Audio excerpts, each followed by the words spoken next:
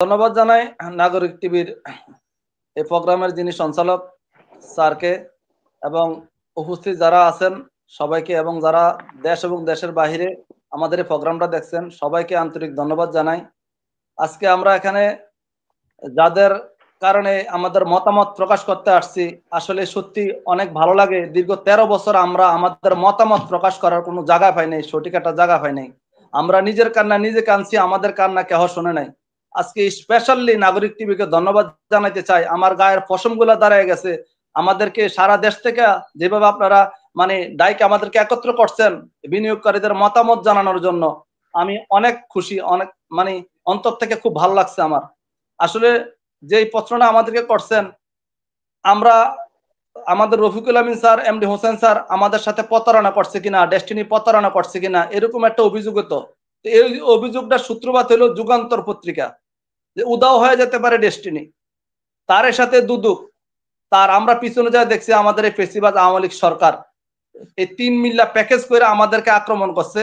আমরা প্রতিহিংসার শিকার।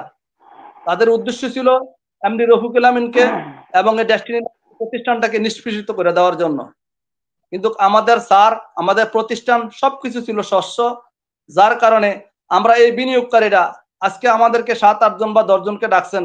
45 লক্ষ ফ্যামিলির 45 লক্ষ সর্বশেষ ব্যক্তিরা যদি জিজ্ঞাসা করেন স্যার আপনি কি প্রতারিত হয়েছেন, বলবে যে না আমি প্রতারিত হই নাই। বরংস রফিকুল আমিন স্যার এই দেশে আসছে দেশপ্রেম নিয়ে, আর উনি কিছু দেশপ্রেমিক লোক একত্র করে ফেলছিল যে এই দেশটাকে সুন্দর করে সাজানোর জন্য, বিজনেসের মাধ্যমে দেশকে উন্নত করার জন্য। যারই ধারাবাহিকতা আপনারা দেখতে পাচ্ছিলেন। আমাদের 2012 সাল পর্যন্ত আমাদের প্রতিষ্ঠান যে সুন্দরভাবে চলছিল, আমরা 400 কোটি টাকা প্লাস ভ্যাট ট্যাক্স গভর্নমেন্টকে দিয়েছি। তখন কিন্তু আমাদের ব্যবসা শুরুই হয় নাই, আমরা জাস্ট একত্রে করতেছিলাম আমাদের ব্যবসা প্রতিষ্ঠানকে। কিন্তু আওয়ামী লীগ সরকার কি বুঝা কি যায় না কেন আমাদেরকে এই আক্রমণ করছে, এই যুগান্তর নামের এই পত্রিকাকে দিয়া, এই মেজর কাঠি দিয়া কয়েকটা পাহাড়কে জ্বালাইতে পারে, একটা মেজর কাঠি দিয়ে যথেষ্ট, একটা পাহাড় জ্বালানো যায় একটা মেজবাতির কাঠি দিয়া। ঠিক এই যুগান্তর নামের পত্রিকাকে দিয়ে আমাদেরকে এই মেজবাতির কাঠি দিয়ে আমাদেরকে আগুন জ্বালাই দিছে। তারপরে দুদুক এসে আমাদের উপরে সবার হইলো। এই দুদুক নামের প্রতিষ্ঠান আমি মনে করি আপনারা বেয়াদবি নেবেন, এটা একটা দুজক, এটা দুদুক না, এটা বাংলাদেশটাকে ধ্বংস করে দিছে। কারণ এই 45 লক্ষ লোকের এই প্রতিষ্ঠান আজকে 45 লক্ষ লোকের থাকতো না, কোটি কোটি লোকের প্রতিষ্ঠান হইতো। কিন্তু এই 12টা বছর স্যার আমরা আপনাদেরকে জানাইতে চাই, আজকে বিনিয়োগকারীর পক্ষ থেকে আমরা 45 লক্ষ ফ্যামিলির পক্ষ থেকে আমরা বাংলাদেশের সরকারের এমন কোন প্রতিষ্ঠান নাই যে আমরা স্মারকলিপি দেই নাই, এমন কোন এমপি নাই তার বাড়ির ঘাটারাগায় তার ঘরের দরজা আমরা যাই নাই, আমরা হাতে হাতে স্মারকলিপি দিছি। আমরা বাংলাদেশের প্রত্যেকটা অফিসের সামনে যে মানববন্ধন করছি, আত্মসমর্পণ করছে আমাদের স্যার, যে আমরা তো প্রতারিত হই নাই, আমরা তো এখানে ব্যবসা করতে আসছি। আমার সাথে লেনদেন কোম্পানির সাথে, ডেস্টিনির সাথে, আমার সাথে লেনদেন জনাব রফিকুল আমিনের সাথে, আলহাজ মোহাম্মদ হোসেনের সাথে, পরিচালনা পর্ষদের সাথে। এখন আমরা তো কেহ উল্লেখযোগ্য একজনও বলি না যে আমরা এখানে প্রতারিত হয়েছি। কিন্তু আমাদেরকে উদ্দেশ্য প্রণোদিত ভাবে কেন 12 বছর 3 মাস আমাদের এই স্যারকে জেলে রেখে দিছে। স্যার জেলে আমরা এই 45 লক্ষ ফ্যামিলি তথা আমরা 2.5 কোটি মানুষ জেলে। আজকে আমরা কাঁচা দাড়ি কাঁচা চুল নিয়ে আমরা শুরু করছি ব্যবসা প্রতিষ্ঠানে কাজ করার জন্য, কিন্তু আমাদেরকে যে যাত্রা ব্যাহত করে দিছে, আমাদেরকে যে থামাইয়া দিছে, এই থামানি যে আমাদের কি পরিমাণ ক্ষতি হয়েছে এই দায়ভার কে নিবে? আমি আজকে আপনার মাধ্যমে সারা দেশবাসীকে না সারা ওয়ার্ল্ডে জানাইতে চাই, এই দায়ভার আমি আওয়ামী লীগ সরকারকে দেব। কেন সরকার আমাদেরকে, আপনি এর জন্য কি সরকারের কাছে, রাষ্ট্রের কাছে ক্ষতিপূরণ দাবি করতে পারবেন না, চান না?